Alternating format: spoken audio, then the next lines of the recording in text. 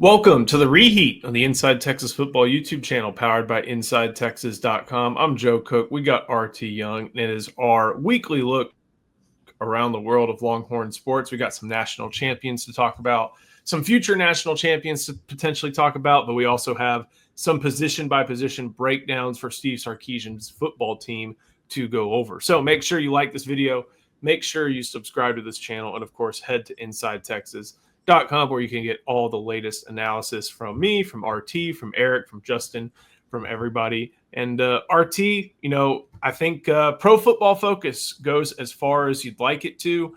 But when they look at your position groups on the offensive and defensive sides of the ledger, and they say a lot of good things about basically every position group on your roster, it gives you good reason to be confident heading into a season. Yeah, absolutely. PFF obviously is a tool that some people like to use. Others, throw a little bit of shade on it. But hey, there was a long time in there for a little over a decade where PFF, the NFL draft, mock drafts, nothing gave the Longhorn roster any love. So the fact that they're showing up continuously, in all these different rankings as far as the best position groups is a great sign. So we're going to start out looking at the offense. PFF, as you can see on the screen, thinks pretty well of the Texas offense. And they think they like quarterback. But as you're about to see on the screen, or if you're listening, they don't love quarterback. They go 1 through 10, top 10 at each position group in the country. Quarterback received an honorable mention. And one of my things with that is, are you arguing about the position? Are you arguing about your starter? Are you arguing about, your entire room? And look, if you're going through the entire room, I can understand you may have some apprehension about Trey Owens, KJ Lacey, and then a G5 transfer with Matthew Caldwell. But I also would think that Arch Manning should count towards something, especially if I need to double check the ranking, but I think Lagway was up there. Florida's in the top 5. I have no clue what's behind Lagway, and I think a lot of Texas fans have no clue what's behind, a lot of national college football fans have no clue what's behind Arch. But I'm kind of, what's the difference between Arch and Lagway when you're looking at this in order to give him the nod over Arch in this ranking?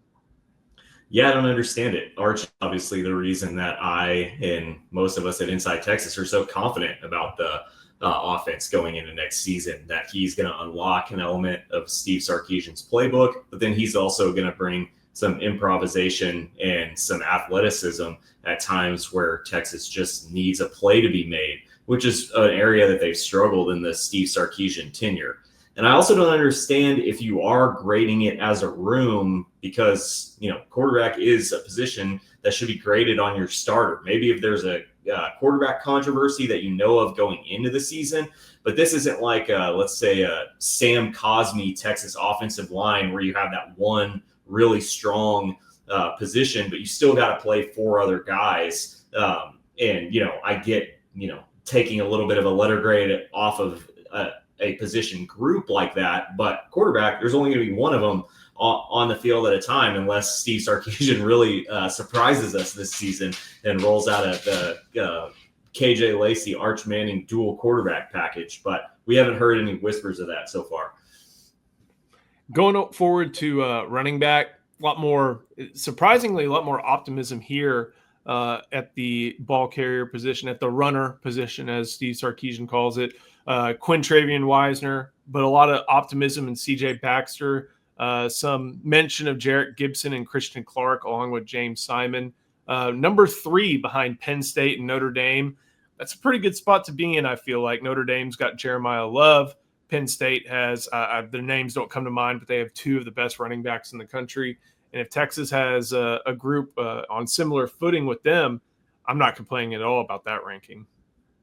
Yeah, but I would disagree with this ranking. I think that's an area where I throw a little bit of a wet blanket on a Longhorn position group, just because I do think there's so much unknown. You and I got a firsthand look at Christian Clark in spring training, and it's just amazing that he doesn't even have a brace on the leg where he tore Achilles last year. But also, we're really excited about CJ Baxter. He flashed 2 years ago, but it was exactly that. It was 2 years ago, and he's had a long road to recovery. And Quintravian Wisner, he can get you 4, 5, 6 yards a carry in certain games, but we saw him struggle a little bit more against those vaunted SEC defensive line, not the Aggies, obviously, but struggled in those Georgia games. So I do think the Texas running back room will be improved from last year, and health will have a big reason why that might be the case. But number 3 in the whole country, I don't know about that. I would think even Georgia returning Frazier. South Carolina's always got good running backs. Those Florida running backs were extremely impressive in the game against Texas. So I don't know about number 3. Yeah, it might be a little bit of an overranking, but if you're going to put Texas at quarterback outside the top 10, maybe you take what you can get. Wide receiver and tight end, pass catcher, they include that as one big group. Texas was number 8 there. I feel like that's pretty fair considering only really, you have Ryan Wingo, you have DeAndre Moore, a whole lot of unknown elsewhere. Jack Endries included in this. I'm sure he was a big part of why Texas made the jump into the top 10 because they keep that tight end pipeline going. And plus you have Ryan Wingo there leading the playmaking core there for Arch Manning and company. Yeah, I'm fine with number 8 here because there is still a little bit of uncertainty. And then in that second unit, you are going to bank on, the Dalen McCutcheons of the world or Khalid Lockett, Jimmy French, one guy maybe emerging out of that group. Parker Livingstone, how could we forget?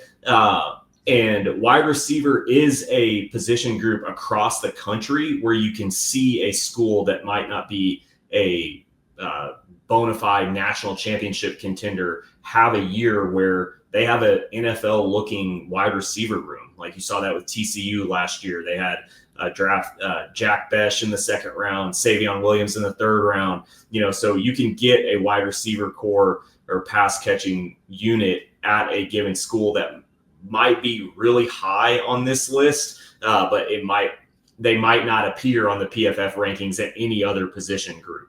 We'll keep going on the defensive side of the ball, and there's a lot of optimism at a couple of positions from Pro Football Focus. As we're recording this, they've not gone through the secondary, but they did go through the defensive line. They did go through linebackers, and Texas has the number 1 linebacker core in the country, according to PFF. RT, big reason why. You can look at the depth, great depth there, but number 0 is why Texas is number 1.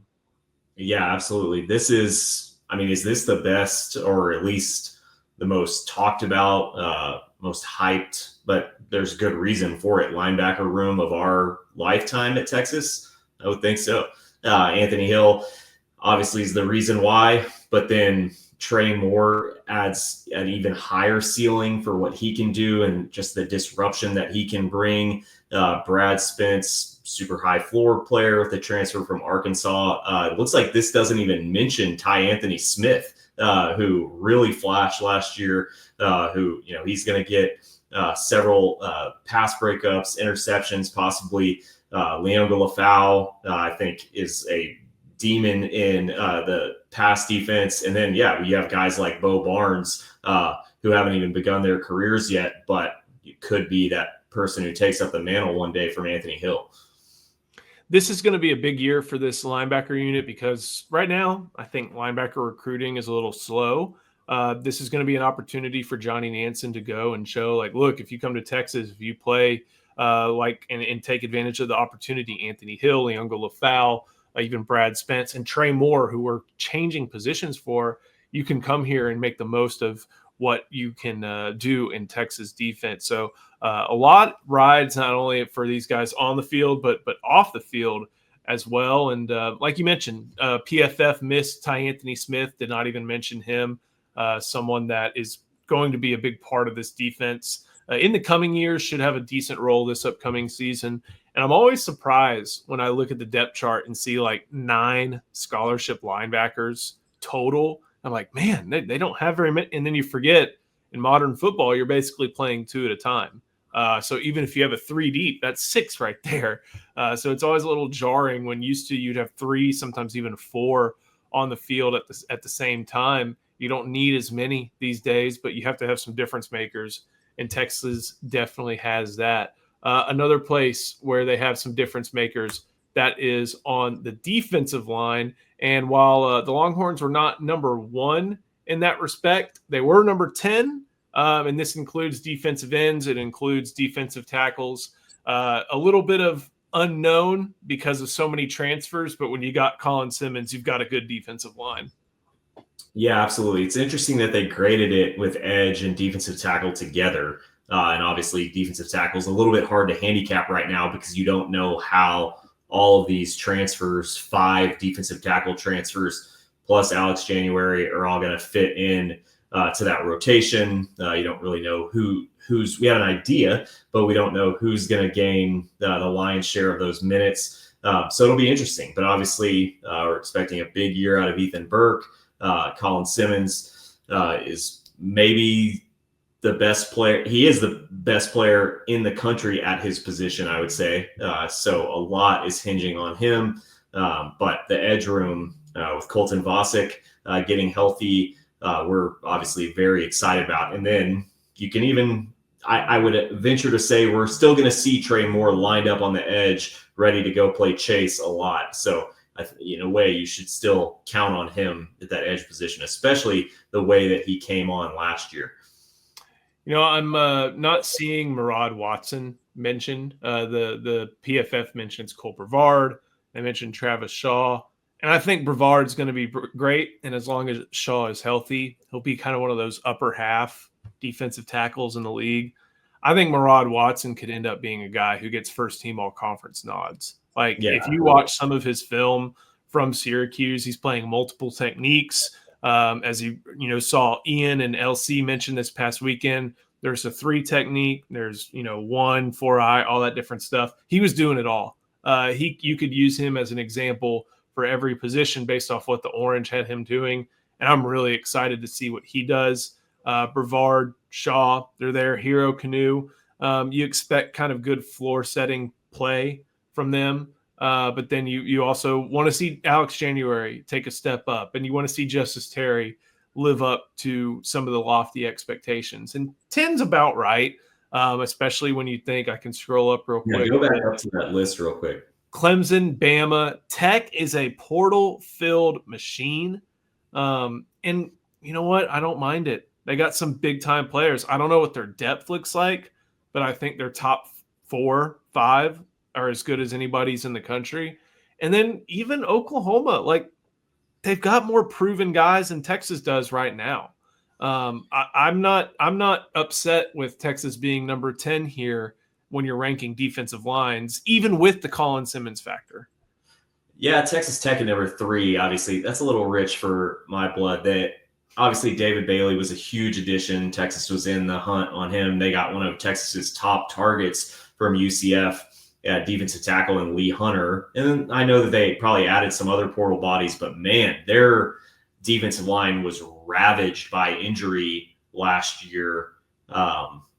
I don't know. I don't agree with that one being number 3 because they essentially have almost no homegrown guys that they can count on. At least Texas, at the edge position, those guys are all homegrown and you know what you're getting from them. I think obviously you're banking on Hunter and Bailey, but yeah, like you said, the depth behind those dudes to be at number 3, especially above teams who you can just bank on like Georgia. I don't agree with that. Michigan, I'm a little apprehensive of. I think Grant and Graham are big losses, and I know that that's a position. And Josiah Stewart as well. Yeah, that whole room is going to look so much different this upcoming season. I'm not fully versed on what they've done in the portal, but 6, that makes me – I'm not sure about that one as far as some other spots. I think they may belong in the top 10 because I know they recruit it well, but I'm not sure they're number 6 and ahead of Georgia or even ahead of Texas, to be honest with you. Oregon as an honorable mention. Anything else from this defensive line? I think 1 and 2 is really hard to argue with. Yeah, I absolutely understand Clemson being number 1 with guys like Peter Woods coming back. Alabama number 2 makes sense. I need to, I haven't really done my offseason deep dive on Oklahoma yet, but man, that defensive line was pretty bad last year. And obviously, I guess they retained, what's his name? David Stone. Dominic Williams, R. Yeah. Mason Thomas is back, Grayson Halton. Okay, so it's a pretty similar defensive line to last year, which I don't know if that makes me feel better or worse. So yeah, we'll see. I guess you're banking on improvement, but you're probably banking on that side of the ball not being left out to dry, like they were last year, and being on the field for fewer plays. Just ask the 2023 Texas defense. If you're not on the field for as many plays as you were the year prior, you're going to have a little bit better performance. But we're not going to turn this into a Oklahoma, apologist fest. They're still going to, defense under Brent Venables is always going to be solid. We'll see what happens elsewhere. So before we keep on going, got to show some love to our sponsors, and that includes Laura Baker. Hi, I want to tell you about Laura Baker. If you're looking for a new home in the 512 or even at this point, let's face it, 737 area code, there's only one number to call. That's Laura Baker at 512-784-0505. As a member of the elite Andy Allen team with Keller Williams, Laura has helped Longhorns find the home of their dreams in Central Texas. Just ask our resident sex symbol, Ian Boyd, who moved all the way from Michigan to Texas with Laura's help. Laura can help you find what you're looking for in the 512, the 737, or even parts of the 254 and the 210. Just, give her a call at 512-784-0505. Her email is in the description as well as the rest of her contact details. She's a friend. Give her a call. One of the things that we were able to watch with a lot of joy this past weekend was Texas softball winning the national championship, beating Texas Tech, taking care of business against Najari Kennedy, and just always awesome to drive by campus and see that tower lit number 1. The thing was, they had been to 2 national championship series in the past 4 years. They had been to the Women's College World Series before, whether that was under Mike White or it was under Connie Clark, but they never were able to get over the hump until they did. And one of the things, RT, that Eric wrote earlier today on Monday is that the goal for Texas, it's not to compete in the playoff. It's not to compete for the SEC. The goal is to finally get over that hump, get past the semifinals, which is kind of proven to be a barrier at this point, and make their way to the college football playoff national championship. Well, I wanted to accuse Eric of ripping me off because I write something for Inside Texas every Monday morning, a weekend in sports recap. And I talked about one of the most joyous things you can do as a fan in sports is to watch a team get over the hump. And you really talked about that with Texas softball. And then at the end, I said, we've gotten to see that in the past few years with now softball and volleyball a few years ago, had that Madison Skinner, Logan Eggleston team that got over the hump after a couple heartbreaking failures. Now it's Steve Sarkisian and the football program's turn. And then I saw Eric's article and I was like, what the hell, man? And then I realized that it's actually an idea from Sark. So Sark has not been reading any of my articles or talking to me as far as I know. So I won't throw too much shade at Eric for that. But yeah, it's one of the best things you can do as a fan is watch a team that's gone through the ringer, that's gone through moments of heartbreak and disappointment, but they're able to rally together, make really incremental improvements and not things that totally rewrite the book, but make incremental improvements to get over the hump. And, I think about teams that we've seen do that in the past, like the 05 Longhorns conquering that demon in Oklahoma from the year before in just epic fashion in the 2005 Red River Shootout. And then obviously just putting their mind set on a national championship for an entire year. And all year it was USC versus Texas. And the only team that believed that they had a chance against the Trojans was the Longhorns. But they got over the hump in just amazing fashion. So I'm glad that the Longhorns under Sark have made this their mantra because you have seen them be so close in the last 2 years, where last year they were a yard away The year before, 12 yards away. And now you don't need to change everything in order to gain a yard, but you do need to make incremental improvements in every fashion, from strength and conditioning, from offensive and defensive play calling, from player development. It's just that incremental improvement is going to get you the yards that you need to hoist that trophy. We've talked so much on Inside Texas. I mean, especially we have Ian Boyd on our team, so we know how much that like the schematics matters. We have Justin and Eric, and we know how much the Jimmies and Joes matter, and they do. You know, you can't, if you're taking a knife into a gunfight, you're probably going to lose. But at the same time, like there's something about football, and that you know about it. It makes me love it, makes you love it, makes everybody love it. In that you have to want to win. You can't just go in there and think it's just a job. You have to want to win every single rep. You have to be motivated, and that means Steve Sarkisian and all the assistants. They have to do all the motivation. And I don't think there is like this risk of stagnation at like, oh, we're making it to the playoff. We're making it to the Final Four. That's good enough. Those are great achievements, but this is a team that wants to do more.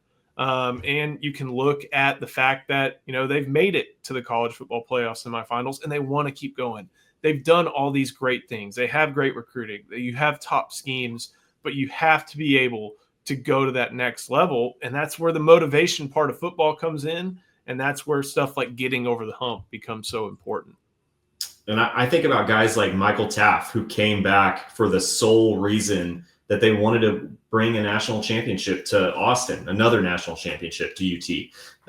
We saw, obviously, probably shouldn't have been filmed, but we saw his reaction after losing Ohio State in the Cotton Bowl last year, and he was just physically shaken and upset and sick that he's not going to get another chance to play with the 2024 Longhorns. And that's the reason that he didn't go to the NFL draft, which he was planning on doing a few days after Arlington.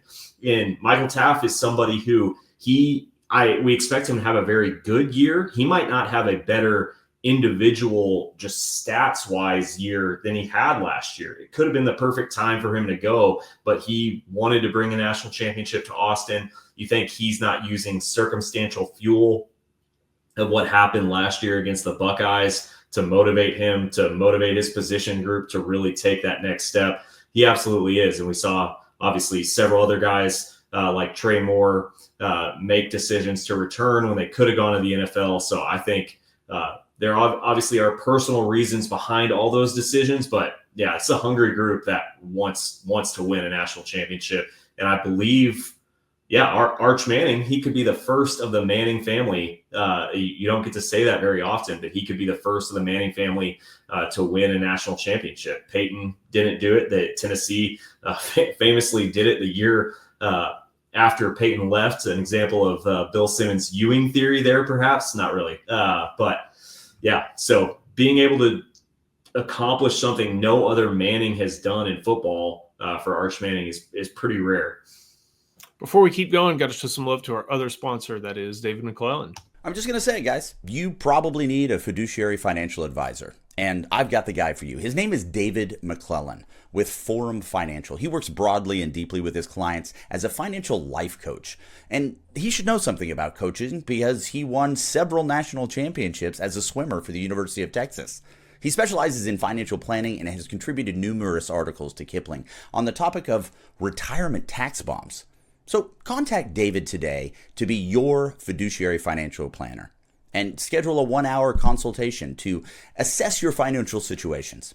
The free consultation is available, so just give him a call. The number is 312-933-8823. That's 312-933-8823. His email is also in the description below. Last but not least, a little bit different Schadenfreude of the week. We're going to laugh at Texas a little bit and laugh at Texas for guys they did not sign, guys that did not become Longhorns. You posted this on over the weekend, the Mount Rushmore of envy, and we've looked at some of the best that Texas has ever produced, some of the greatest games, greatest moments, things like that.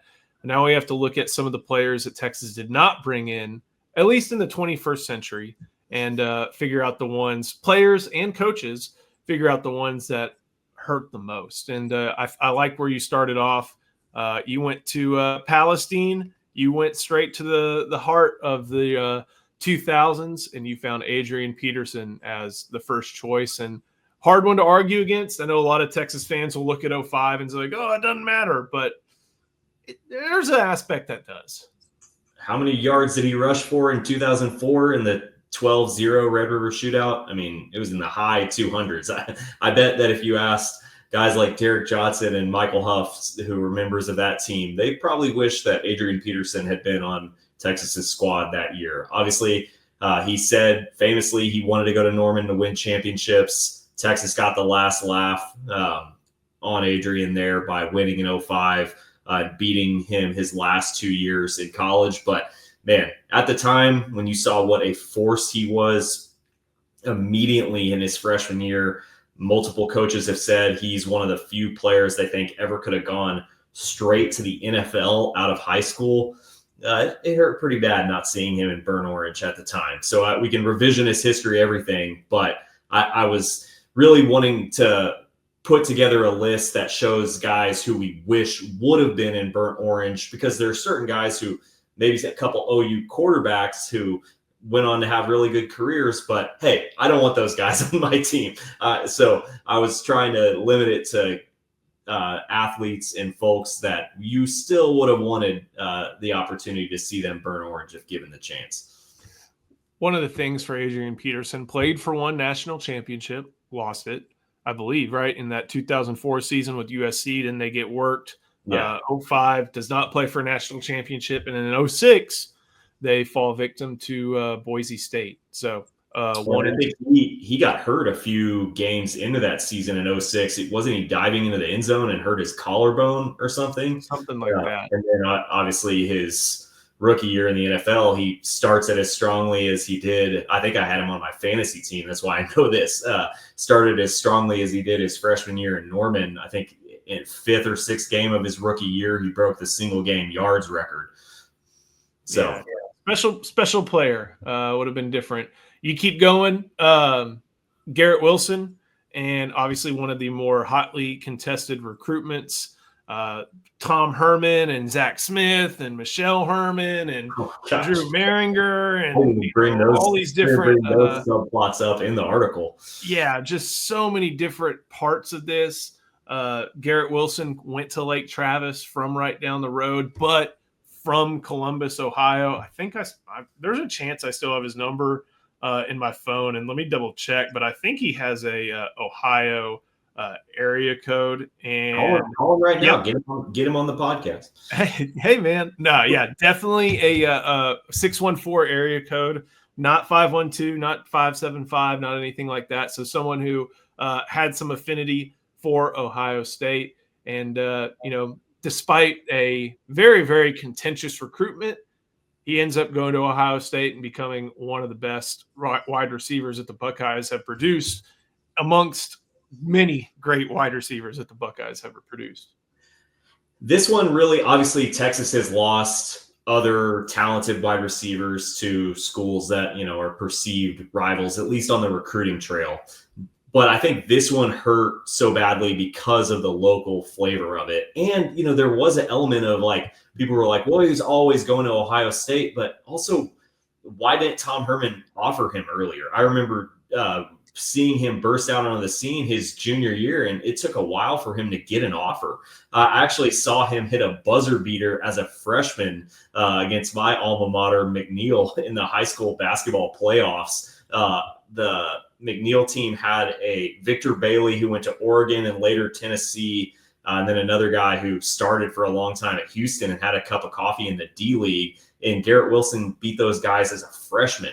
So the local aspect of it just really stunk to follow. And his quote that he provided as to why he didn't choose Texas really became just an absolute weapon on the recruiting trail for years for the Ohio States and the Jimbo Fishers of the world to use against Texas. Thankfully, Steve Sarkisian has reversed that narrative that Texas doesn't develop people and maximize their talent or put them in the NFL. But Garrett Wilson really drove the knife into Texas fans' hearts there. And the hard part about it is the truth hurts. He wasn't wrong at the time. That was a very weird recruiting class for receivers. They brought in Jordan Whittington, but remember, he started as a running back when he got to Texas. Brought in Jake Smith, brought in Marcus Washington, and then brought in Kennedy Lewis. And Brew McCoy. Yeah, I forgot about that. So Lewis, McCoy, Washington, Smith all end up transferring out. Whittington, it takes a year or two for him to not only get through injury, but to become wide receiver. And then you also combine that with the fact that the city of Austin produced not just Garrett Wilson, but it also produced Elijah Higgins from Austin Bowie, and it also produced Jalen Ellis from Cedar Ridge. Higgins went to Stanford. Ellis went to Baylor. I think Ellis's career got derailed by injury, but Higgins, I think, is still in the NFL. Like, there were 3 wide receivers within driving distance, within an hour of your campus, who all had very, very high level potential, and they all got away. And that was just a very frustrating 2019 was one of the more frustrating recruiting cycles, especially coming on the heels, or with that being during, either kind of coming on the heels, kind of being during Texas' best season of the Tom Herman era. Yeah, the 2019 class really disappointed. Obviously, it was really his first year to fully compete against Jimbo, and the Aggies just, went a little wild, as they'll occasionally do on the recruiting trail. But 2018, you had a lot of hits in that class. 2020 had a ton of hits, from Alfred Collins to Bijan Robinson. But that 2019 class, besides Jordan Whittington and Tavondre Sweat, who were actually some of the more lowly ranked players in the class, had a lot of supplements from out of state, and it was just guys that didn't end up lasting at Texas, either because of transferring in the case of Brew McCoy, or injury in the case of DeGabriel Floyd or Jake Smith. So man, that class really might have been Tom Herman's undoing. There's no might about it. It was. Yeah. that was and it hampered Steve Sarkisian. Like, that class should have been juniors in 2021, and it sucked. Like, you got Roschon, you got Sweat, and you got Whittington, and that's about it. Forgot Roschon was in it, yeah. But obviously, you had multiple position changes within that class. So exactly. The next group you give goes to some Texas A&M Aggies. Vaughn Miller from DeSoto, Myles Garrett from Arlington Martin. And Vaughn Miller, this was a little bit before my time, really covering them. I obviously watched him play. He always seemed like he was a little bit of a guy who was going to end up at A&M. I don't know if that holds true for Myles Garrett as well, but I do remember that Myles Garrett was never going to Texas, which just stinks because he's that good. He's still really good. And I think that's what hurt about that recruitment at the time. He got swept up in the post Johnny Manziel hysteria that really led Kevin Sumlin. And, we remember the "We Run This State." Those are the more online Texas fans among us will remember that very well. But yeah, I don't think he visited Texas, if I recall. Wasn't covering the program at the time, but that's just my recollection from a fan. So that was a slap in the face. You have a 5-star dude from Arlington who's the top player in the state who doesn't even look at you. And then I just included Vaughn Miller because he and Dat Wynn, I think are the 2 Aggies that I've just really liked. I've liked rooting for them. I've liked cheering for them. And Vaughn Miller, even though he's a poultry science major, one of the greatest NFL players of all time. What's crazy about Vaughn Miller, and I think you'll remember this, but he actually never played in the SEC. His last year at A&M was their final year in the Big 12, and all the time in the NFL, he gets asked about the SEC, and I've seen him on multiple occasions ask or remind reporters, "I never played in the SEC. I don't know why you keep asking me this." So it's always funny. I like your list: Vaughn Miller, Dat Wynn, Myles Garrett. I'm trying to think of who else I would say, like, I've A&M football players that I've liked. Well, Mike Evans, but I mean, he was just so under recruited that I didn't want to put guys like that on the list because it's like that just adds such an element of revisionist history where, if we knew that Patrick Mahomes was going to be who he became, everybody in the country, it's like, I think one of our commenters on the board had a good point that's sort of like reminding everyone that all 30 teams passed on Nikola Jokic in the NBA. So it's like if you knew that he was going to become what he became, but what I included in the list were all guys who were bona fide studs coming out of high school that really immediately when they arrived on campus in college, it hurt that they weren't in Austin. I guess real quick off the top of my head, Travion Williams, 16, 17, 18, just a good running back. But that's kind of it. DeMarvin Leal, he was in the Garrett Wilson. That was kind of the 1-2 gut punch in that class of losses there in the 2019 class, losing him when he came from just down the road, Converse Judson. Different times. Last but certainly not least, we go to the coaching ranks. If you've been on Inside Texas for a long time, you know that this one is a stinger. This one stinks. Back in 2013, I remember it well. I was sitting at home. I was home for Christmas break, watching Longhorn Network, watching the academic awards banquet or season awards banquet. And Mac Brown's talking about how he's coming back. And Kirk Herbstreit is breaking news. And I'm like, what? Huh? What? No, this doesn't make any sense. But it meant that Nick Saban stayed at Alabama, chose that over. People can doubt it all they want, but their doubt is incorrect. He had an offer from Texas. He was very much considering that offer from Texas. He would have replaced Mac Brown. It would have been a donor coup, kind of like what's going on with Belichick and what was successful there in Chapel Hill. But there is an alternate history where Nick Saban is wearing burnt orange starting in 2013 or so. But we'll never know what happened. And history has him now down as one of the best coaches of all time because he went on to win like how many more national championships? I think 4 more at Alabama. 4 more, because I think he had won 2 at the time, right? He had won obviously the one against Texas, the Colt McCoy, and then the one 9, 10, and 12. Okay, so he'd won 3. Yeah, so but still no, not 10. No, he didn't win 10. No.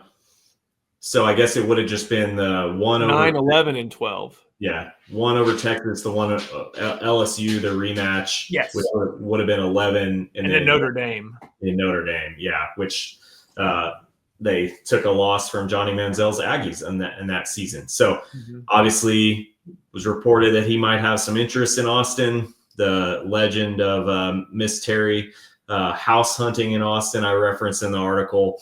And even though Nick Saban's not a player, and I think for the most part, Texas fans should be over this. You've got a good guy now in Steve Sarkisian. But what and who would Nick Saban have brought with him to Austin? Who were all the players that could have made an impact?